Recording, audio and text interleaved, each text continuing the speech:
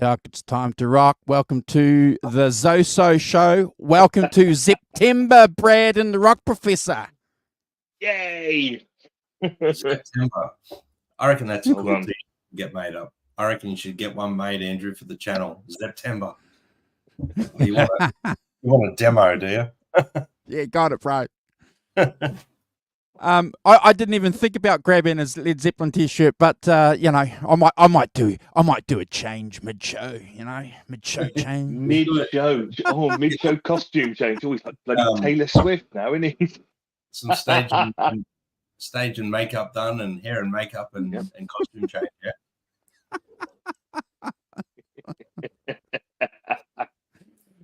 I don't know about that. Dear. Yes.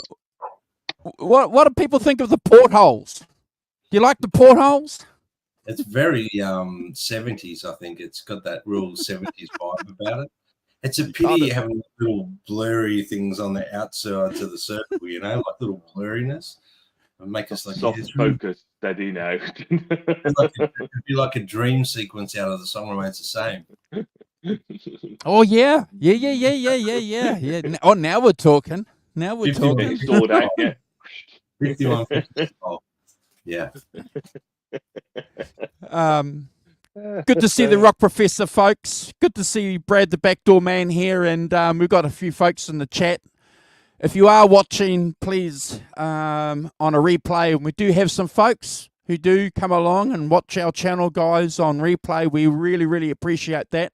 If you can hit the subscribe button, and more importantly, subscribe to our friends. As usual, I will put a couple of channel links on this description to make it a little bit easier for you to go and support, especially Hugh Cordwell's channel, very dear friend of ours, who dropped a video again on his channel, and obviously the backdoor man Brad Cook's YouTube channel. Oh yes. Yeah, and also on our front page, you can see our other channel friends as well, who are all there, like Hoss and everybody's. Jim's on there, and who, you know, lots of other people are on there. Simon, you know, yeah, we try and do. Yeah. Cool. Anybody who's anybody is on there. Anybody who's anybody. You got it. Yeah. See why I'm not on there then. No, I think you're on there, aren't you? I don't know. No, yeah, I think he is. He's there somewhere. If he's not there, I don't do stuff. If he's not there, he's here. Yes. Here, on Instagram. Here. Yeah. Yeah. Right. I'm on TikTok. See that one there? That one there's really that one there? Yeah. Yeah, right. That one, no, along. It's further along, Brad. It's further. Got to move your finger that way, so it's over yours, not over mine. That's more like it. Yeah.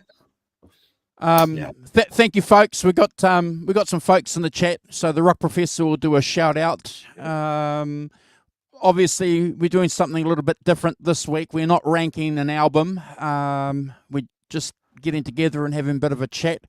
You know, it's been a long time, guys, since we've done a Zoso show. A long time. Long overdue for a Zoso show. And we've taken the opportunity, Brad, to spend a bit of time talking about a wonderful DVD release package. And I've left mine at work. The Rock Professor's got it. This is there it is there. That wonderful DVD package that came out in 2003, Brad. Wow. Well, it's a long time ago, bro. Setting the benchmark. Let me tell you, it seems like it was only yesterday. Yeah, a long time ago, 20 years. I can't believe that. That's unbelievable. Yeah. 20 years. That's unbelievable. Before we get too far into this, guys, I just wanted to also say it was sadly the passing of Jimi Hendrix in 1970, September 18 this week. So you know, we all love and adore Jimi Hendrix's music, and I think it's important that we just acknowledge that. So yeah, rest in peace, Jimmy, and his spirit lives on through his music. And you know, every single person I know has heard of Jimi Hendrix. So you know, we're so far down the track, and he's still relevant to this day. So. Well, we only did a show, Simon, recently talking about him, and that was on the Woodstock anniversary show, Simon. Yeah, we did. Yeah. The other person who passed away, and I kind of missed it, as I think a couple of weeks ago, was a bloke called Zoot Money. I don't think this is a name that necessarily means much to many people, but he was one of those guys who was around in the early British blues scene. He was kind of band leader. He played with one of the other early adopters, Alexis Corner, for a bit, and also he had lots of people in his band, including one Andy Summers, who went on to be clearly in the Police and things. So he passed away a couple of weeks ago on the 8th of September. So I think as I say, he was one of those bastions of that early British blues scene, along with Alexis Corner, John Mayall, and stuff. That was more contemporary of the younger guys. But so I thought I'd mark his passing as well as somebody important in that scene then. I don't think he never really had a sort of worldwide hits or but continued to to carry on and make music after 2008 into the 2000s. So hats off to him for that. And, yeah, as I say, one of the bastions. Fantastic. Yeah. I thank you for doing that shout out in particular, Brad, to Jimmy. I noticed that I saw a few Facebook and Instagram messages mentioning that. How old would he have been if he was still alive? Well, he'd be in his early 80s. Well, he's born in 42, wasn't it? 40. Yeah. Was it 1942? Is it 42, 52? It's almost math I can't comprehend, guys. Wow. 70, 50, so he'd be 70 yeah. something. So he'd be approaching his 80, yeah. Wow. Yeah. Amazing, isn't it? It's amazing to, imagine what could have been if he had have continued on. But that's a whole nother show within itself, gentlemen. Well, I was going to say that we've got if you guys are aware of anything that's happening musically, there's a new film coming out, a new Jimi Hendrix film coming out, and some, no doubt, some merchandise and music will be dropped. So we won't keep you updated on that progress, but we'll certainly be doing something around that time. We'll get together. The three of us, I'm sure, and do a review. We'll probably go out and see it somewhere if it's going to be at a theatre or at least released digitally. Yeah, I did my maths. I think he would have been 82. 82. Wow. Yes. I certainly look forward to that documentary, though. I wonder if there's going to be any new information revealed, or is it just going to be condensed in a good place for Hendrix fans to go and get everything relevant to that recording, do you think? I'm not sure, because I think it's a little bit to do with the studio, Electric Ladyland, and his, why he built it and why he pretty much lived in the place. He and the creative process all the way up to his passing. I think it's going to be a documentation from the build, the purchase, the build to his last recording there. Well, I hope it's going to be full of details, Simon. Yeah, I'm guessing there's going to be a bit of a rehash of stuff that you might have seen in other documentaries, but I'm guessing there'll be some new stuff as well. They tend to do that, guys. They tend to rehash a lot of the Hendrix stuff, like a lot of the footage of Eddie Kramer going through track for track, what's on each thing. But hopefully, there's some new stuff on there that we haven't seen. I'm sure there's an abundance of that stuff, of Eddie Kramer going through song for song and things like that. That's the stuff I love. I love seeing that stuff. Well, again, I think there's a couple of good points before we probably kick the show off proper, Simon, in regards to Jimi Hendrix. It keeps him in the frame of great guitar players, and keeps another generation of guitar players talking about him. It makes money for the Hendrix Foundation, and if they are going to distill this information into a one recording or a one DVD kind of thing, or which is what we like, that's going to be good as well. So, Brad, it's a win-win for everybody. Win-win. And look, you know what? It just keeps flying the flag for Jimi Hendrix. So, I say bring it on. Any little piece of Jimi Hendrix stuff that we haven't seen yet, or maybe forgotten about, is marvelous. If it's remastered and polished up and it's beautifully presented, I'm happy for it. Oh, yeah, me too. Yeah. But you're right. Yeah. Yes, you got to be a bit careful with these things when you, in terms of just rehashing stuff that's already out there and things from different sources and stuff. It's not. There's some new stuff on. I'm sure that you can get some new stuff on there. Anyway, just to say, and I've got Jimi Hendrix over my shoulder watching everything I do here. See? Well, yeah. It's a Jimmy show, kinda in a way, from Jimi Hendrix, Simon to Jimmy Page. Yes. Oh, look at that! Hey, look, you segued it straight around that 12-minute mark. Beautifully done. Before we get into it, I'd like to do a shout out to the people in the chat as well. Have we got 10 also, people? Got more or less. We've got 9. Close enough. Okay. The government business. That's it. But before that, I'd just like to shout out everyone who's been watching the shows over the last few weeks. We've certainly seen a boost in views. Show's been getting good views, and our back catalogue has been being watched as well, which is very pleasing. So thanks to everyone who's watched. That's fantastic. Although we are nothing. My youngest daughter, all right, she put a little video on TikTok. It's got over 1 million views. It's got 1 million views on TikTok. Wow. See, you let them loose, and that's what happens. So I'm employing her as my media consultant on how to do this.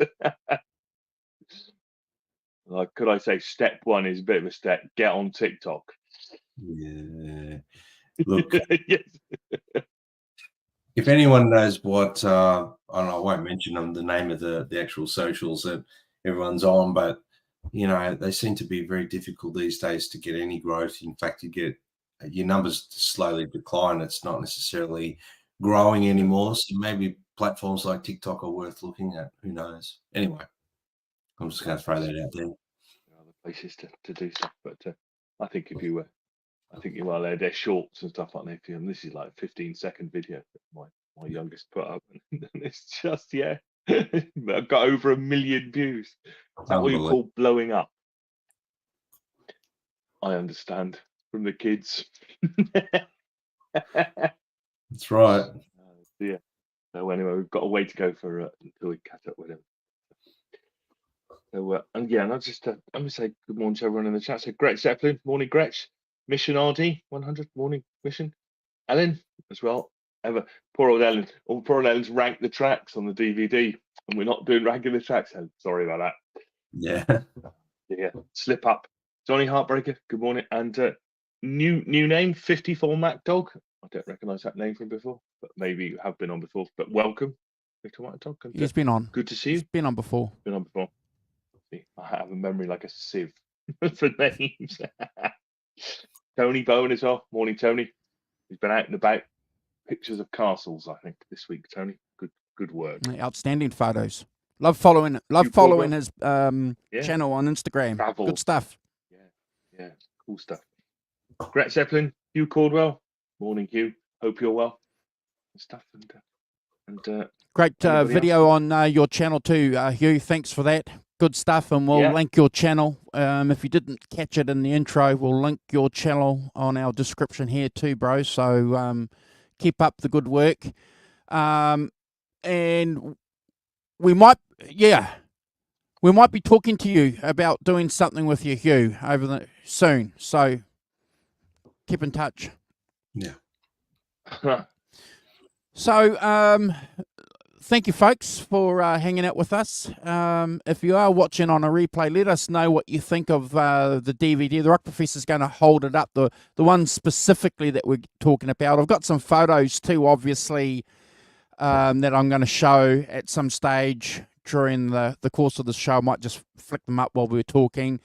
And we've also got a couple of publications and books between the three of us that we're going to hold up and kind of talk about, because one of the great things, and I'm going to kick it off with Brad and then the Rock Professor, one of the great things that we love about Jimmy Page, besides being one of the greatest guitar players ever, is the information, Brad, that he provides. You know, the books, the storytelling, the DVDs, the curating that he does for Led Zeppelin is just about as perfect as you can get, Brad.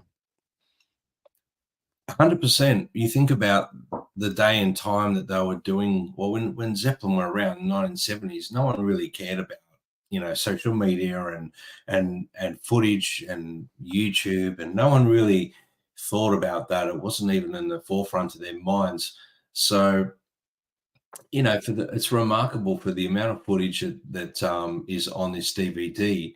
It's you know, I know Jimmy Page wanted to do it chronologically, and they spent, from my understanding, and guys, please jump in if I'm incorrect, that it was a project that nearly lasted about 15 years because it was such a dense amount of footage they had to go through. Obviously, there's probably a lot more footage. They probably just cherry picked all the stuff that the remaining three members all liked collectively, I think. But it's such an amazing box set, and I call it a box set. I don't call it just a DVD, because it's a whole package. It's everything. Even in the menus, the sub menus, you've got little nuggets of stuff that I'm like, what? And you're watching bits and pieces, and it might be from Madison Square Garden in '73. It's a little bit of a song you've heard a million times, but it's different. It's like, oh, that must be a different version. So you get excited thinking, oh, you know, there's obviously more of this stuff floating around. We all know, you know, what happened with the 1973 footage from Madison Square Gardens. You know, the cameramen weren't filming the whole time. So there's probably abundance of that stuff floating around from 73, which I think, you know, I think we may have even discussed this on the Zoso show, that was a real golden era for Zeppelin, that point in their careers, that 73, that footage from Song Remains the Same is outstanding. The playing, the performance, everything about it is next level. And yeah, I do believe that they threw a lot of the stuff that was probably left over onto this, but I believe there's probably a little bit more floating around.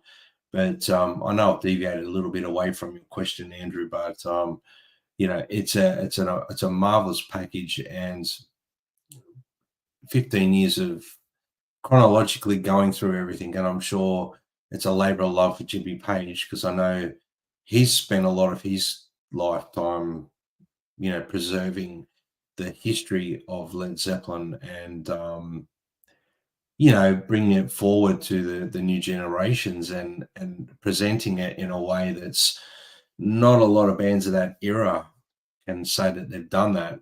And then you look at bands that are current now, they still can't do it like Jimmy Page has done it. Does that answer your question, Andrew? Yeah, it does, and I'm going to fire it off to the Rock Professor, but I'm also going to ask the Rock Professor too. You know, well, it's just a conversation between the three of us. You know, I certainly remember, you know, reading the music magazines at the time, Simon, in 2002, 2003, talking about this box set, the rumors going on, Brad. You know. I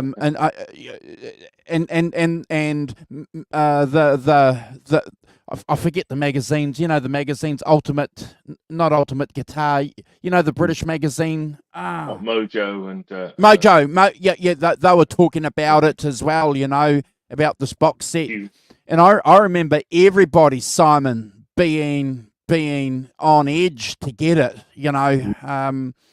like the three of us were. We just, there was a line of people. Yeah, back in the day when people actually, gave a hoot of, about their favorite artists and would line up for stuff. And it's not like that these days. It's all available online, streaming. Yeah. But I've always said this, guys, I still think it's important to have a hard copy of stuff of your favorite artists, because we've only seen it with other artists. They pull stuff off Spotify, they pull stuff off, even like down to that ZZ Top, little old band from Texas thing that used to be on Netflix. It's not there anymore. And I used to watch that every couple of weeks. I loved it, and I'm spewing that it's not there. It's good to have, but they present things in a way that's packageable, so that in the old fashion of looking at records and looking at liner notes and looking at pictures of, the big LPs, you open up the album cover and you've got everything there. This DVD package had everything. Simon, you've got your package there, haven't you? Yeah, I have. Yeah. I mean, you open it up, it's like a little box set. It's remarkable. And I remember lining up for it and getting it, and I brought it home and I put it on, and I remember watching it chronologically, and I was just like almost in tears with joy. It was that amazing. Well, as you said, it's an object lesson in curation, isn't it? It's an object lesson in presentation and curation.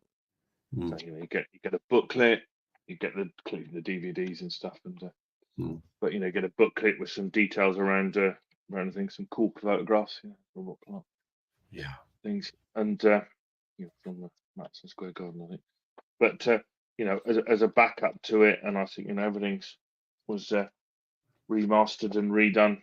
And as I say, I think it's an object lesson in there's the other one with more details about some of the other stuff, which are fantastic, really. And that, as I say, an object lesson. I think that as you say, most other bands haven't really done it as well as this, have they? I think it's it's right up there in terms of how to do it. And I think we talk a lot on this channel about the Van Halen legacy and all of those things. See, I think that they could, they come from much more the video era and stuff like that. And you think, something like this or a Van Halen thing would be, Van Halen fans would be queuing around the block for it, wouldn't you? And yet nobody in that camp seems to be that interested in curation in the same way. I don't know why, but I think more for getting it right, that's fine, but I think this gets it really bang on the money. Absolutely. The quality control is maintained. I think that's by 2003 when they released it, there's enough modern editing and technologies involved so that you could do the sound, you could do the Kevin Shirley, Joe Bonamassa's producer, was heavily involved in doing, you're able to pull it all together, and where they had gaps in the films, they put stills in and stuff, or bootleg videos and things, which I think is a really cool thing to do. But clearly did it well, really good. The best, I think, did it fantastically well. That curation and that curation of the Zeppelin legacy, I think, that Page has done absolutely second to none, to be honest. And I do like the idea that we're talking about, getting hard copies and getting physical copies of books. We've mentioned this a few times, as Brad has said before. I think the last time we spoke about the subject, and we're always going to remind you, yes, it might be convenient for you to go and download something off the Apple iTunes store or whatever, but, they are still making DVDs. Go and grab DVDs and make copies yourself, because, there's been the George Harrison Living in a Material World or Material World thing that came out a few years ago. For 2 years, that wasn't available on iTunes, even though we paid for it. And there was a film, Control, which was a film, about the lives of Joy Division, Brad and Simon, that you paid for but was taken off. And, again, we've got some books that we're going to share with you. go and grab the books, go and grab the editions. Don't rely on Kindle or iTunes books, because if there's anything controversial written in these pages, if there's anything controversial, they'll edit them out, and they're doing that now on digital books. Yeah, are they editing them out? Are they in the digital versions? Yeah, they're doing it now. Right. So Yeah. So if there's anything controversial or anything, deemed harmful or hurtful or mean or confrontational, talking about a situation in 1969, Simon, and the times were different in 1969. The way that you dealt with the situation may not be seen, as appropriate today. So, another good reason to go out and get, have a library behind you. yes. Yeah. Or in my case, in front of me. But yeah, no. I'm always keen on grabbing actual copies of books and things. And it's just to digress, is my current read. It's really good. Earl Slick. Earl Awesome. Slick, the David Bowie guitar, fantastic read. Yeah, he's one of my Proper rock star. Great guitar player. He was pretty cool. But I've got a book. I bought a hardback book of it. Because I agree. I think there's nothing like having the physical thing. Nobody can take it away. Nobody can alter it. Nobody can take it offline. Nobody can. It's like, if I want to look at it anytime, I just get it down from the bookshelf and look at it. And I've always been because I'm old enough to want all that stuff. So I still buy records and CDs and a lot of vinyl I still buy and things. Because I want the physical copy of it. Yeah. Because when they if by chance they go out of print, or they get people don't release them because they're not selling what you don't want that on your Spotify thing, do you? And it blooming disappears. That's really annoying. Well, having said that, guys, what's interesting, we've just spent a couple of minutes talking about the virtue, Brad, of getting a hard copy, which is what we've all got, of the box set that you and Hugh have correctly called. Well, what's really interesting, though, is this collection isn't available for digital download, which I find remarkable. Because wouldn't that just be like, hand me the money? Well, yeah, but I it's on see a lot of I see a lot of common sense in a band just releasing physical copies of stuff as well, because it's more direct money. There's no middle person. Well, there probably is with distribution and stuff like that. But what I'm getting at is to sell the physical product. Like when you listen to Jimmy Page talk about, his music, his albums and stuff from his legacy, he talks about the physical product, not just the songs. You know what I mean? He's talking about the whole album and this package, this DVD box set is exactly that. He wants people to rush out and buy it because it's the whole package, the cover, the liner notes, the booklet, the way it's presented. It's it's a lot of money invested in that, Andrew and Simon. It's not isn't cheap. And I even spoke to my partner about this stuff pre-pandemic and stuff like that. I spent a lot of money just to do an EP that, on a budget that's way nowhere near what Zeppelin would spend on their packaging. So you can imagine what they spent on it. I was talking about basically how I released something just as the pandemic started. So it was like a waste. It was like throwing money to the wind, basically. I didn't have the opportunity to, go out and promote it, play this, that, whatever. But all things said and done, when you're at a level like Zeppelin and you put a package out and you're investing all this money into the presentation of the box set, the liner notes, the booklets, the actual way the DVDs are pushed into the package, everything, that stuff takes time and money. It's not just thrown together and sell it. It's because otherwise you just get a little plastic DVD cover with an insert, and there you go. That's what it would be. But that's why they like presenting a physical product. I think that's important to note, that this stuff costs a lot of money in the day. Back in the day, an album, like they might go to Record Advance to record, say, an album. The liner notes, the cover, everything costs money. It's not just a throwaway product. And I think Jimmy Page is in his wisdom. He wants to continue that on, and I admire him for that, because I think I personally like having a physical product of something, of a band's product that I like. I like having the product. And I know I sound like a hoarder and a collector, but it's just what I like.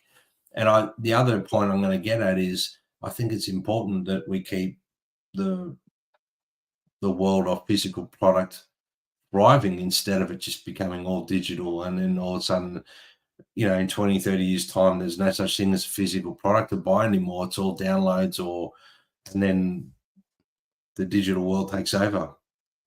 Bro, there's practical things too. You can take a book to the beach and you can lie down for 3 hours with a book, Simon. You can't take your iPad to the beach. Not really, no. You can, but it's going to run out of battery, or like. That's right. The whole point of it is, it's exactly what without repeating myself, is exactly what I was saying.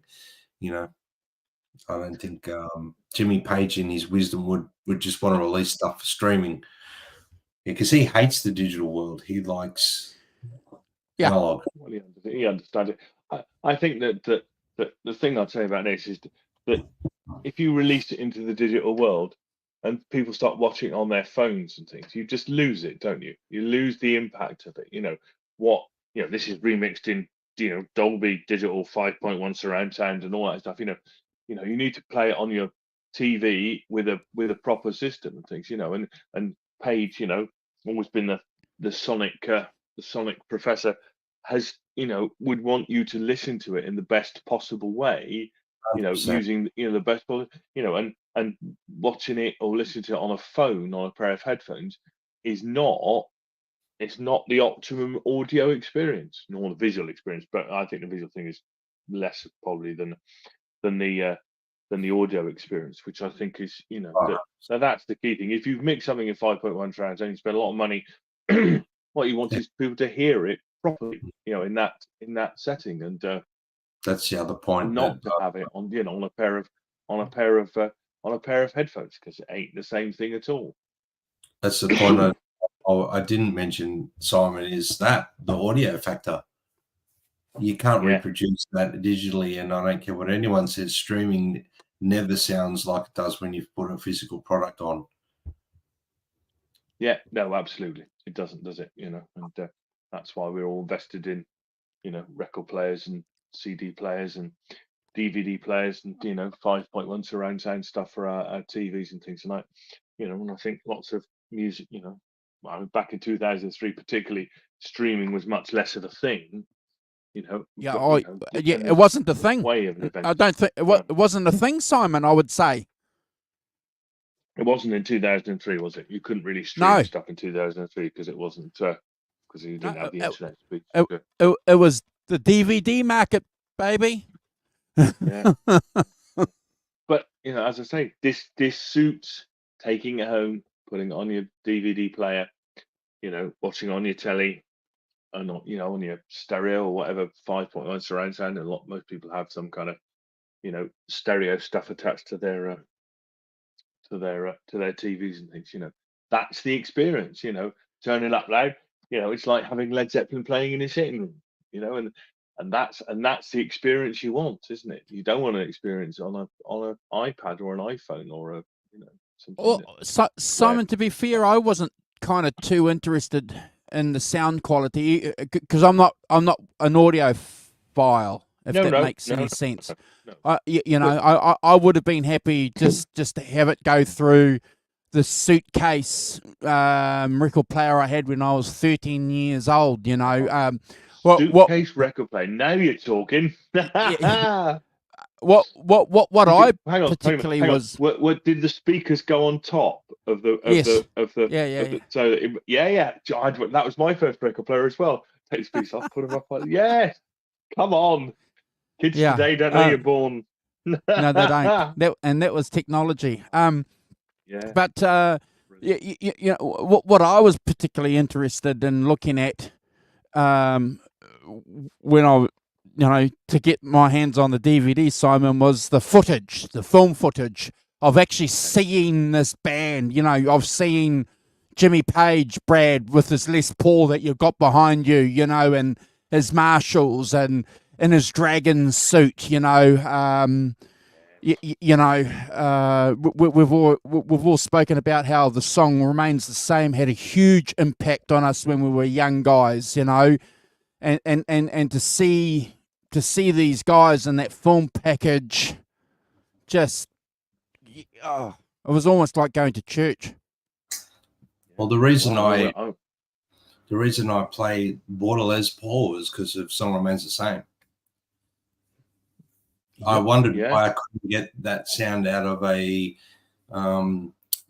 Fender, main Japan Fender Stratocaster. I couldn't work out how I couldn't get that sound out of it. When I first bought a guitar, I had no idea. And then weird, obviously, the great photos. And all these photos are from this packaging, guys, if you're not aware of why I'm showing them. But they're straight out of screenshots from some of the footage. That's remarkable. Well, yeah, absolutely. But and I've been listening to it over the last week, watching it as well and stuff, and the little things you catch, like in the Albert Hall stuff, and I think later on as well, the fact that Page kind of, one thing I noticed is Page reverses the traditional roles. So he plays all his rhythm stuff on the treble pickup, on the bridge pickup. He plays all his solos on the neck pickup. You can see him flicking back and forth. And when he goes to a solo, he flicks it onto the neck pickup.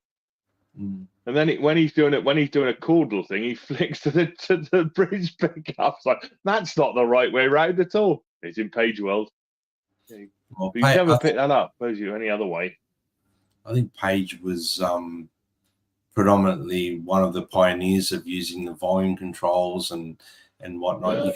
There's some really good footage of him in Since I've Been Loving You. You can actually see that what he's doing, which is outstanding footage. But I mean, from the very start of this, you've got the Royal Albert Hall 1970, which is that's the footage you're showing there, Andrew, the photos from. And I mean, it's a youthful band. It's Jimmy Page's wizardry on guitar. Robert Plant's vocals are soaring back in those early 70s, 69 through to about 73. I reckon his voice was outstanding, and not that it wasn't after that, but it kind of changed a little bit. John Paul Jones, you really see his bass work and whatnot, and John Bonham is just absolutely outstanding on that 1970 Royal Albert Hall footage. It just goes to show why they could not continue without John Bonham. It's just it was unequaled. I think throughout since the 70s onwards, I don't think anyone's come close to John Bonham as a drummer. That's just my humble opinion, but it's amazing footage to watch. I remember watching it just in awe. I was just in awe. I mean, I had tears in my eyes watching it the first time. Not crying like a baby, but I was so goosebumpy and emotional watching it. And that is one of the things, isn't it? How thrilling it is. How thrilling those musicians are together on stage. You see, really close to each other. You see how intense they were back in 1970. Straight off the bat, they were just the chemistry was there. It's something that people who aren't musicians but love music might not understand this, but to put four people in a room and there be chemistry is very difficult. It's like putting two people and arranging a marriage, and there's either going to be chemistry or there's not. You know what I mean? It's, you can't put four good musicians in a room and it just work. Sometimes it doesn't. And I think all the stars and the planets and everything aligned, if you want to put it that way. When these guys joined forces, that was like an explosion. It was imploding but exploding. It was phenomenal. And you can see. Well, you'll be glad.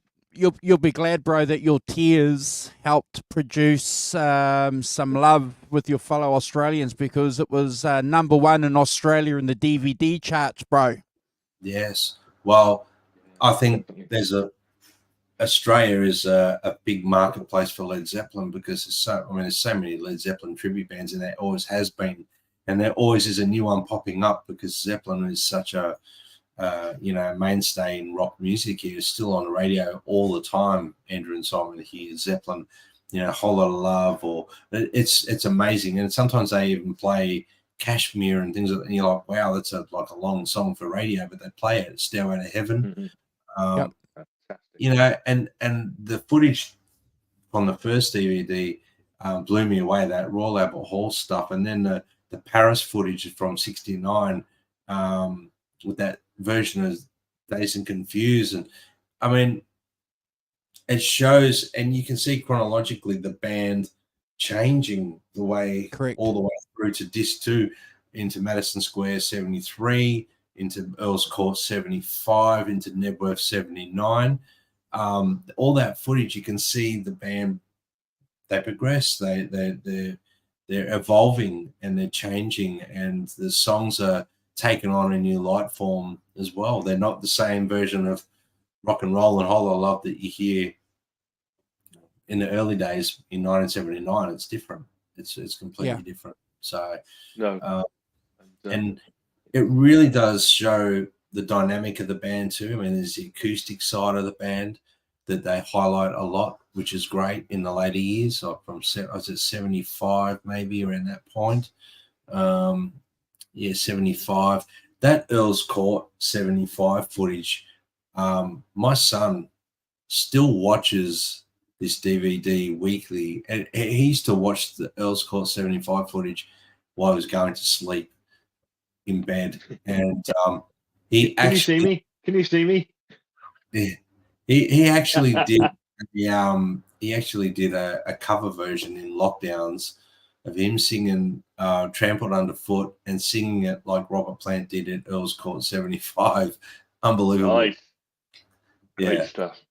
And this is he was a young fella then, he's 16 now, but when he, through the pandemic, he was recording himself singing and videoing it and stuff like that, and he did Trampled Underfoot like this DVD version from 75. So yeah, it was a great package, and it did well. #3 here on the DVD charts, and #1 in your country, Simon. So went on. It was a blockbuster, and you guys have already mentioned Shirley the Caveman being instrumental in the success of this package deal. But I just want to sort of put it out there too, guys. Jimmy Page himself is on record really, really happy and proud of that package too as well, Simon. I forget where it's on some of the videos on YouTube where he makes a reference where they're asking him, what does he think? And he said, well, I think we did pretty well. Yeah, well, that collaboration came on because of the Black Crowes and Page collaboration, guys. Yep. So that was how Jimmy Page had a better understanding of who Kevin Shirley was. And when I found out about Kevin Shirley's involvement with this, I was really excited, because I knew about Kevin Shirley from early 90s when his production with a few bands, especially Baby Animals, my friends Baby Animals here in Australia, when they released their first record, Kevin Shirley was at the helm, and the record sounds incredible. So, and everything he's done with Aerosmith, Iron Man, all these bands that he's worked with, the sound quality is just mind-blowing. I think go and have a listen to 9 Lives by Aerosmith, and the sound of that record is incredible. He's captured the sound of Aerosmith in my opinion. I don't think they've ever been captured that way before. He really captured them. The work he's done with Joe Bonamassa is, well, in my opinion, Kevin Schill has been a big part of Joe Bonamassa's success, without a doubt. Yeah, absolutely.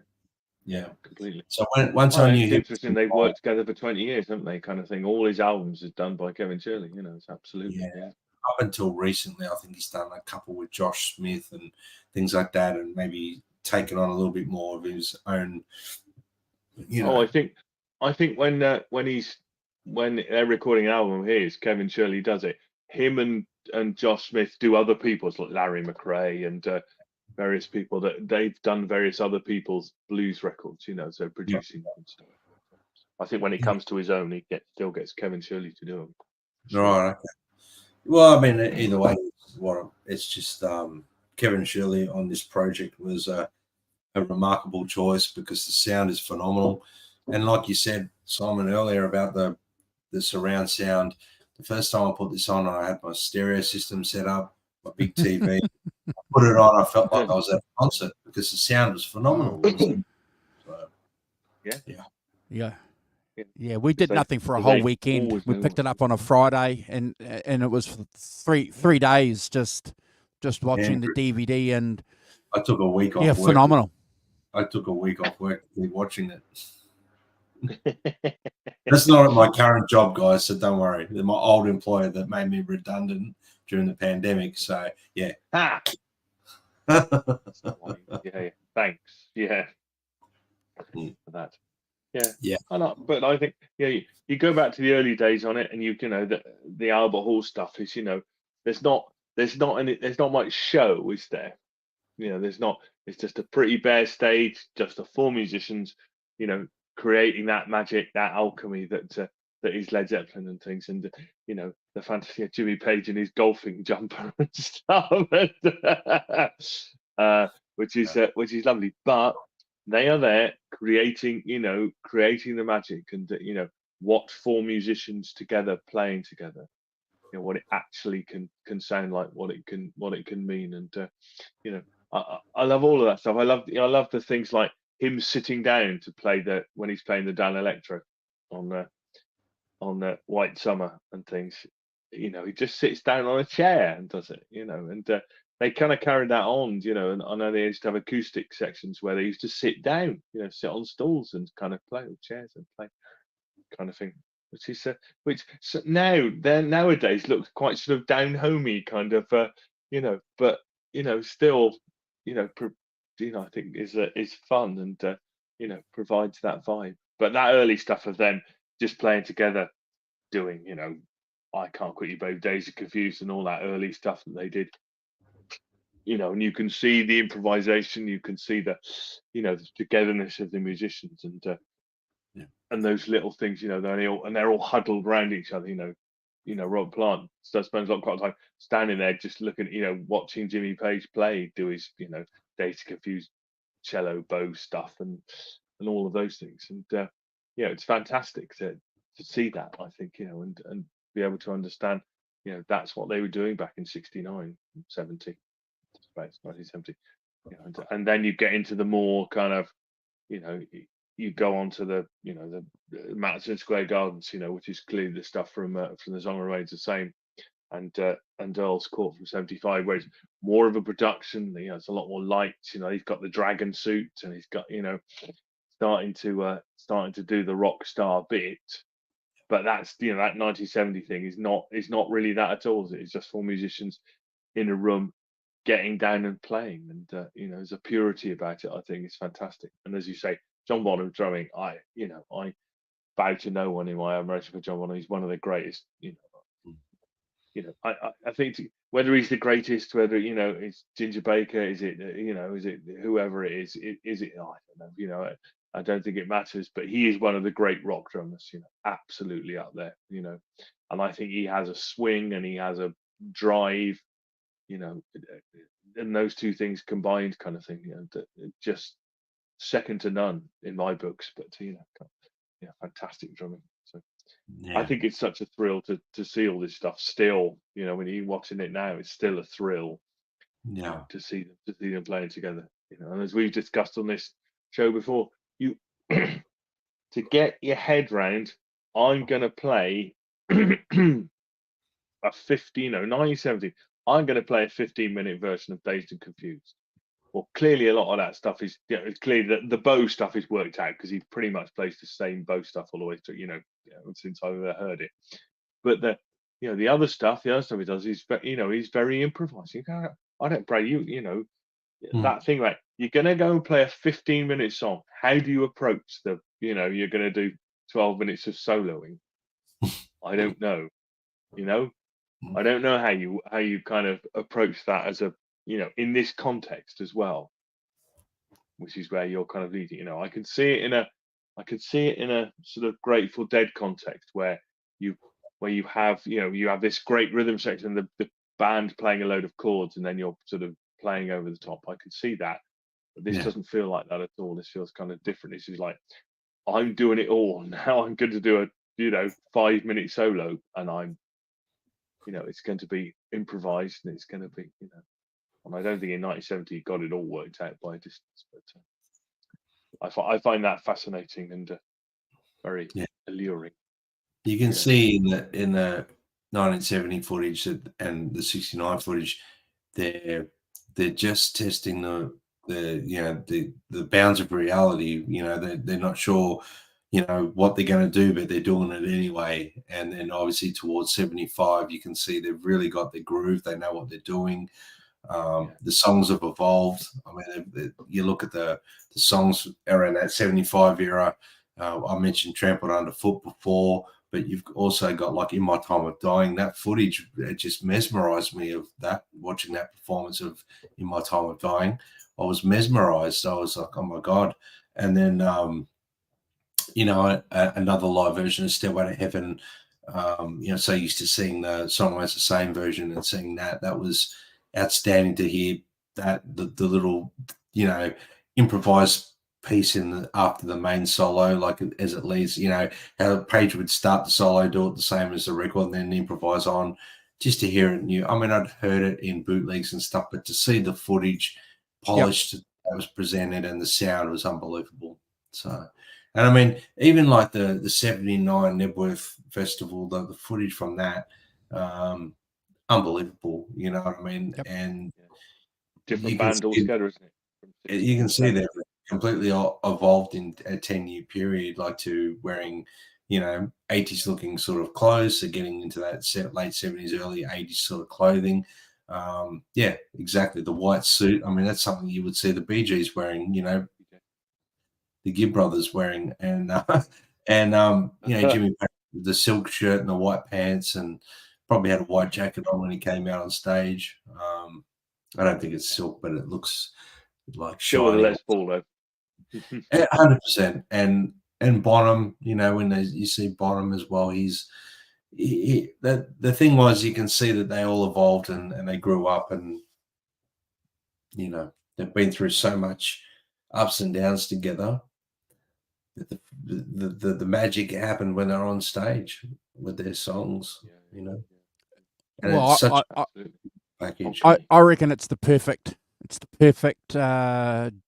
DVD film. Yep. Footage, because it shows exactly as you guys have just been talking about for the last 5-10 minutes. A band developing and creating its strength and its power, Simon. I don't get me wrong, the at Royal Albert Hall footage I love. I just think it's to see that in this footage, Brad, was just fantastic in this package, and the Nebworth thing too, because we only ever saw up until that time, just photos basically of it, and to see everything in between, it's the perfect record. I can't think of anything that I've seen. I've got concert DVDs and videos here, Brad and Simon, but nothing comes to that quality. Well, the quality is outstanding. The chronological thing that they've done is outstanding too, the way they've done it. Even the little clip footage of them performing which isn't in sync with the music, but them doing the immigrant song. Where's that? That's in Sydney, isn't it, or somewhere like that in Australia? Yeah, it's Yes. Sydney Showground. When that comes on, and that's straight off How the West Was Won, isn't it? That sort of era. Yeah. But it's fantastic, bro. And the Sydney Showground, that's right. And it's kind of like edited footage, but it's remarkable that. And I was watching that, just going, my goodness, these guys were phenomenal, and the intensity. Middle of the day in Sydney. The intensity of the sound, was bombastic. It was phenomenal. Yeah, it was phenomenal. But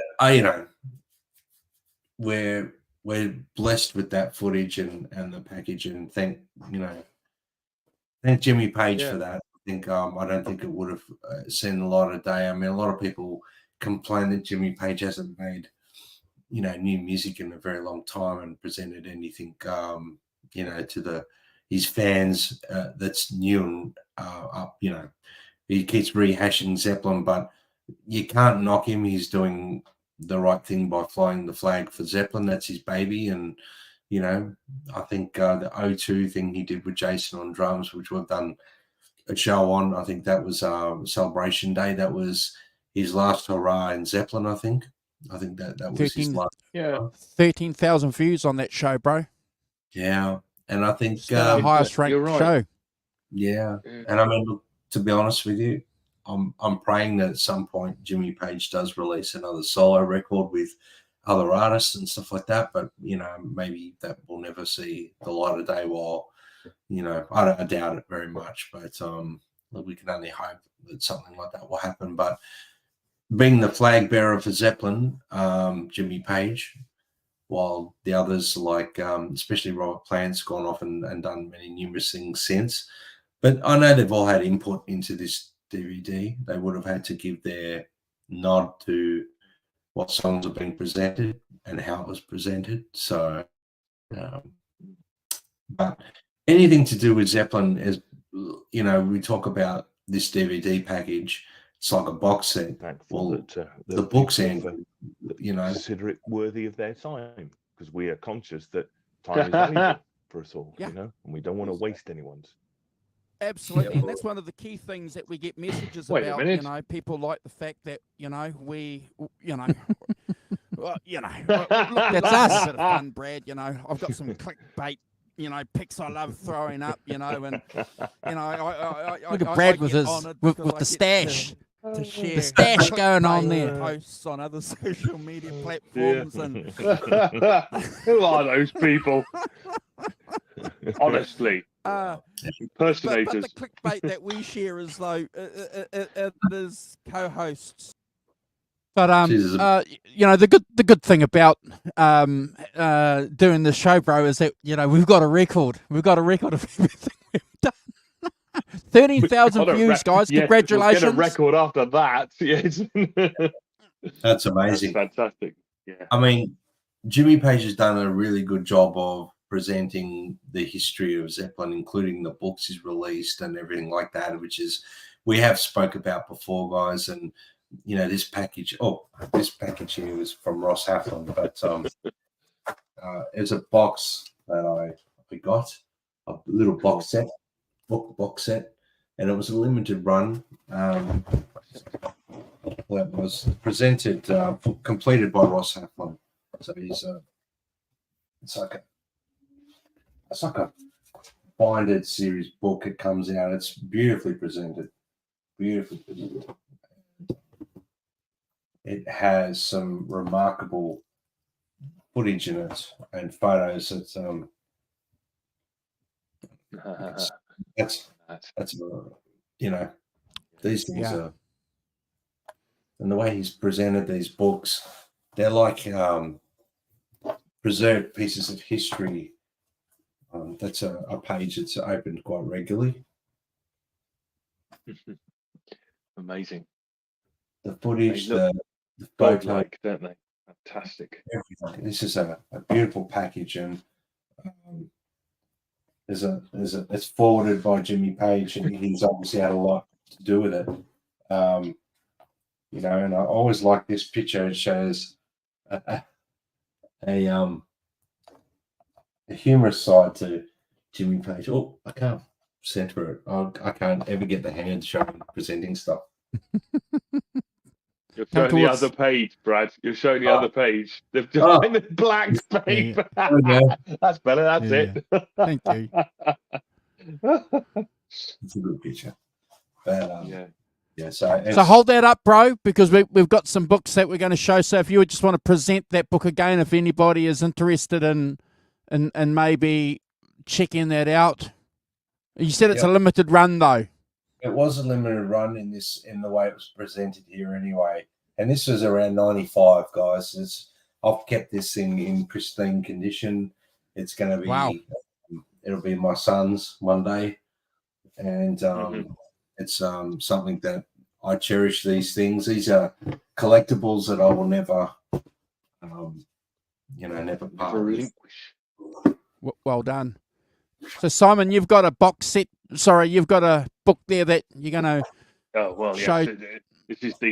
This is the one, isn't it? The Jimmy Page.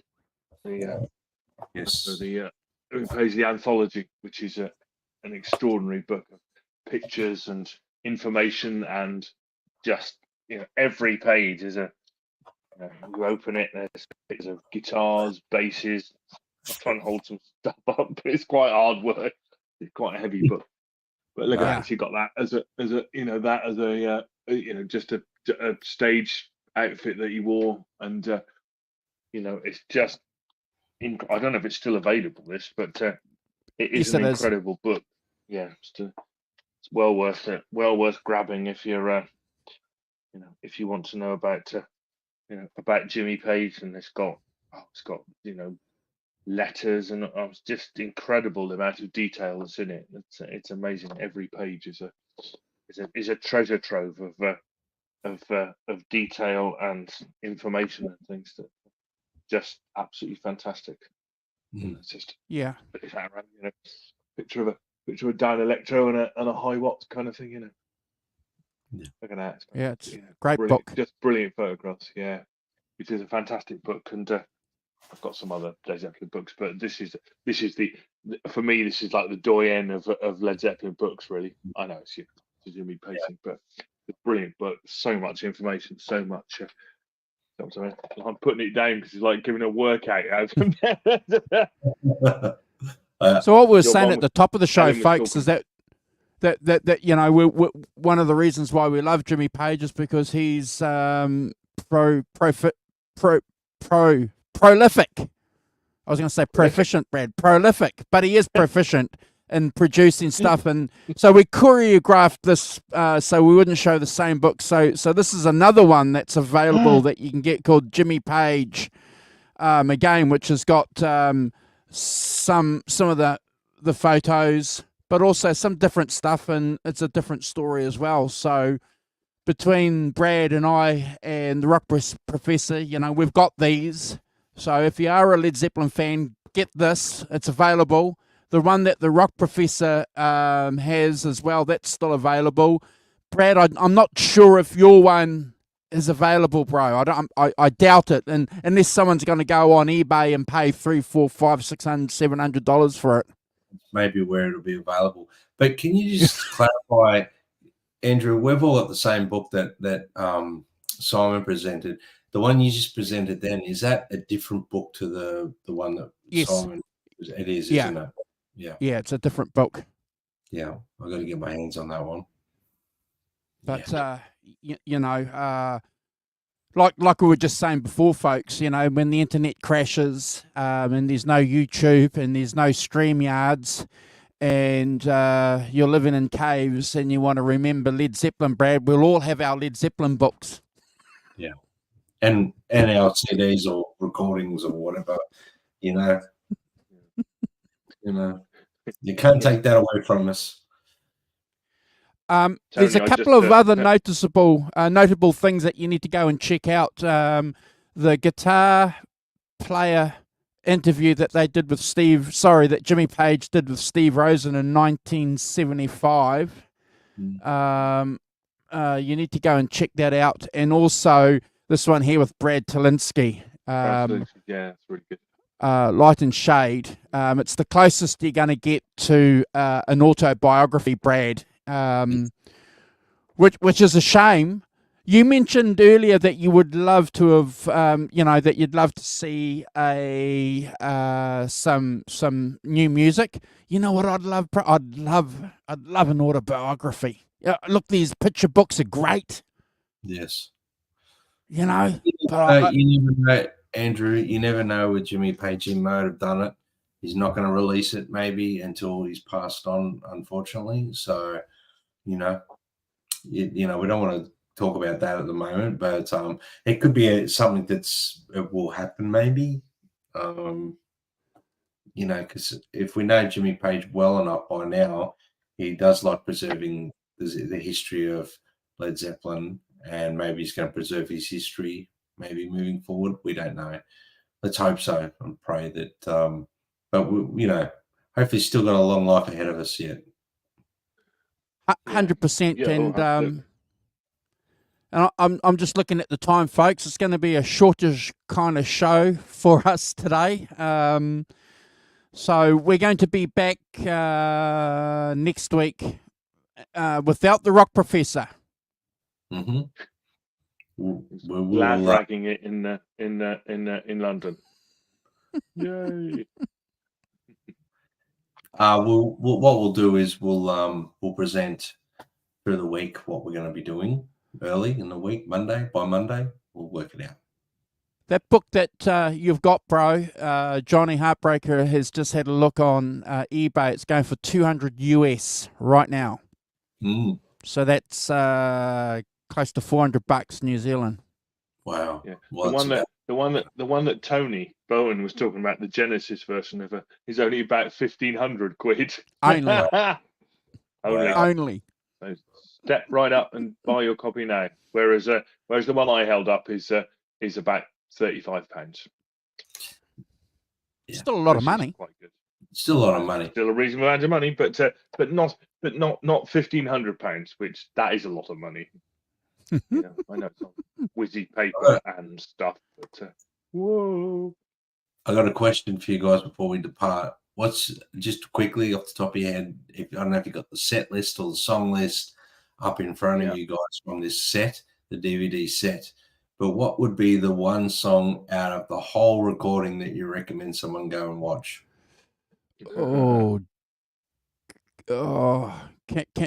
Dazed and Confused for 15 minutes is it's incredible. Off the top of my head, I'd have to say Dazed and Confused, bro. And then coming up. Oh, Kashmir. Yes. Yep. Those two for me. You Rock Professor, and then we'll get Brad to. What's your? Well, you see, I'd probably choose something because Tony. No, I'm going to do it now because I went in 1975. Did I mention that? Oh yeah. Yeah. Did I mention that? How dare we end a show without the Rock Professor talking about Earl's Court 1975? Brad? I don't know, mate. I don't know. Boring. He's bored us with his tales of that before. Tell him to stop. But I agree. So because yes, because I was there. Yeah, all right, okay. Trampled underfoot. Possibly no, maybe something from that Earl's Court thing. I mean, although I think I agree with you. I think Kashmir. I would if I had one song, that it would be Kashmir. I think Kashmir is just an incredible kind of song, incredible, and the way they always do it was just fantastic. For me, it would be Kashmir. I think over everything else. Although, as I say, my heart's in the Earl's Court stuff, so maybe Stairway or something like that from Earl's Court would be cool. But I think Kashmir from Nebworth is probably the one. What about you, Brad? Well, mine would have to be, I think I gave it away before, would have to be In My Time of Dying. That one just, I think I've watched that it's phenomenal. The drumming, the bass playing, the whole From Earl's Court. yes. But From 75. yes, but a close second would have to be I was there. We're Gonna Groove, the opening of the Royal Albert Hall one. That just blew me away. That come on, it was like I'd never seen any of that footage. I never heard. I maybe heard the concert footage from a bootleg, but never seen it, and it floored me. Never seen it, bro. I was floored, and so I'll never forget the first day watching that. Just going, I just couldn't believe what I was watching. I never looked at when I put the DVD on, guys. I never put the track listing in front of me. I just put it on and watched it like it was a gig that I'd never, didn't know the track listing, and I watched it and I was blown away. So those two probably. Yeah. Isn't it interesting, guys? The French, the three numbers that they do in the French segment there, and they're rocking out, and the people are just sitting there. It's just remarkable documentary footage. It's like, it's all. What's going on? Well, that's the times. I think it's as much the times as anything else.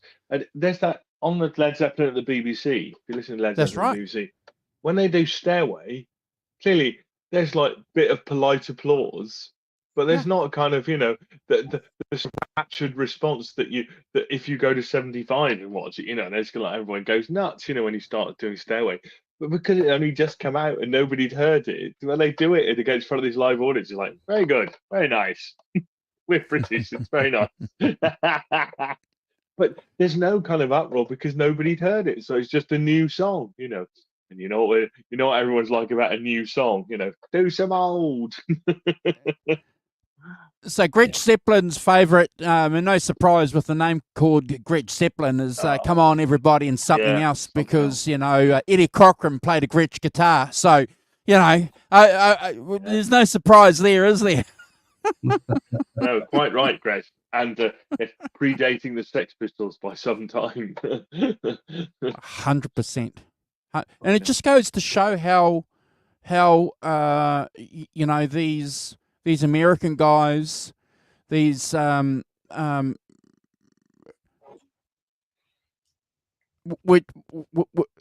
so important to their musical development. Mm. And you can see... I was going to say white guys, but the last time I spoke about race on the channel, I got a message by someone calling me a Marxist.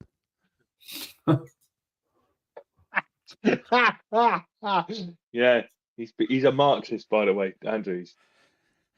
It's by somebody who clearly didn't know what the word Marxist actually meant. But, using the word. So I was just going to say that it's very interesting here. Come On Everybody and Something Else at the end is 1970s classic, classic rock and roll. Rock and roll's, 12 years beforehand. It's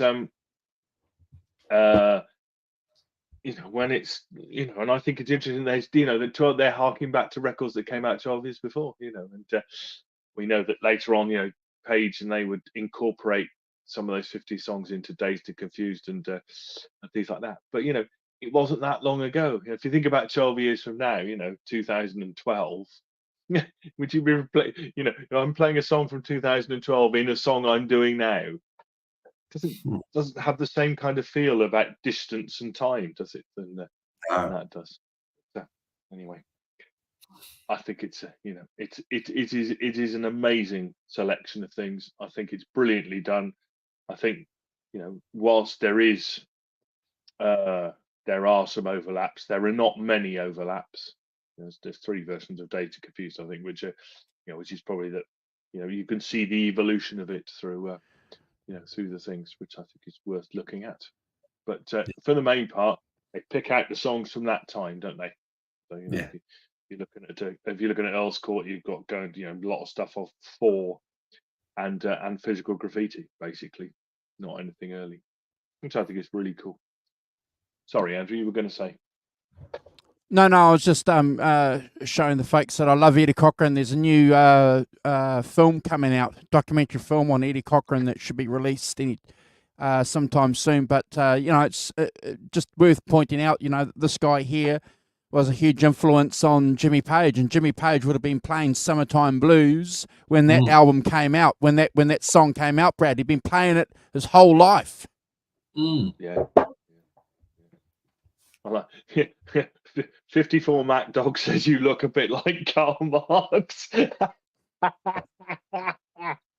Workers of the world unite. Philosophers have only interpreted the world. The point is to change it. Oh, look at him. See, he's got all the rhetoric. Yes. You need to push him off his orange box quick, Brad. Get him back on track. It's what the things you do when you're chasing girls. The things that you do. Oh, that's what it is. Right. Yeah. Yeah. We're all thinking that, Gretsch. Yeah, he's definitely got his Karl Marx beard on, hasn't he?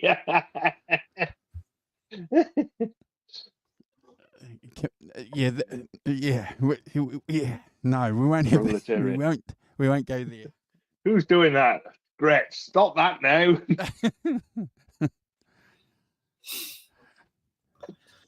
Oh dear. But fun we have. Hugh might know this. Hugh's a Scot. So talking about the proletariat and stuff like that, Hugh, do you remember a Scottish band? I think they were a Scottish band, socialist guys. Easter House. Does Hugh remember them? They were doing some political music in the late 80s. Easter House. I remember them. You remember Easter House? I do remember this. Yeah. And who's the other? The Gang of Four is the other people I think of who. Gang of Four. The Maoists. Yeah, kind of early 80s stuff as well. So Alan's asking, what are we doing for the ranking next week? Alan, we'll let you know. We're going to do a shout out to John ZD351 and see if John ZD351 wants to come on and hold the fort while the Rock Professor goes. So we'll let you know, folks. Yeah. We'll present it. By Monday or thereabouts, we'll have an idea. Like I said a bit earlier, so we'll work it out and we'll let you guys know through socials. Alan is right. It's an area in Edinburgh. She's right. Yeah, it is. Yeah. That's right. Easter House are from formed in Scotland, but they're alive in the mid to late 80s. Yeah. Interesting. Yeah. First gig supporting the Smiths at Dingwalls. Whose choice, Alan wants to know. If John comes on, it'll be his choice. Otherwise, I've got the next choice. So we'll let you guys know. We know that you like to prepare and have your rankings. Yeah. We'll have a better idea by Monday. All right. So thank you very much, folks, for hanging out with us. We're going to wind things up. Appreciate you joining us for Zep-tember. We're going to do another show, another Zoso show before long. We're going to follow through doing something on the Led Zeppelin theme. I can promise you. Brad, if you want to say a few words, and then we'll get the Rock Professor to wind up. Yeah, well, Andrew, thanks for choosing this. It gave me the opportunity to watch that DVD set again. I spent all week watching it, and me too, bro. In sections, obviously not all at once because it's too much to consume. But thank you, everyone, for joining us in the chat. We always appreciate all the comments and everyone's input, especially when we do the ranking on the tracks. We love the input there from you, gentlemen, and you ladies in the chat. If you haven't subscribed and you've gotten this far into the show, please subscribe and share our channel if you can and help spread the love, because we do this out of love. We want to, you know, spread the love around. And if you guys can share our channel, that'd be great. You know, if we can get a couple of subs here and there from people who have never really, you know, discovered us before, well, there you go. Spread the love.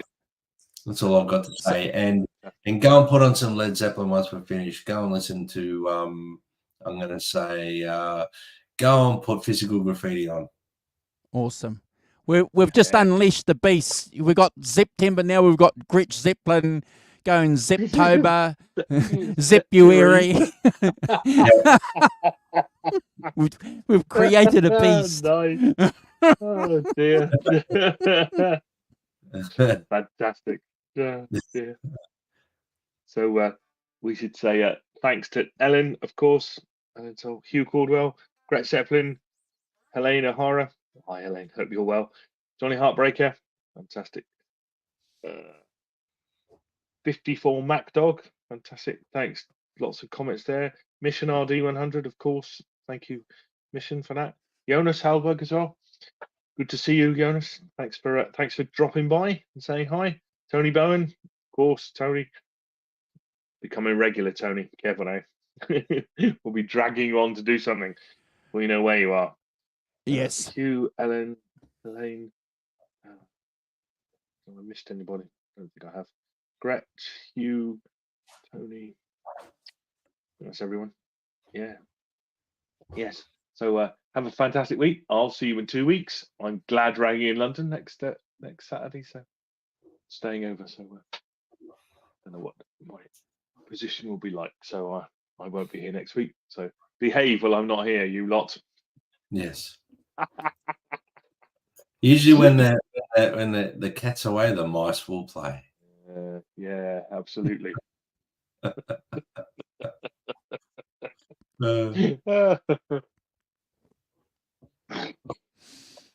I saw that, Mr. Wall. Stop that now. Yeah. All right, guys. Have a good week, everyone. Take care. We'll see you, and they'll see you next week. Take it away, boss.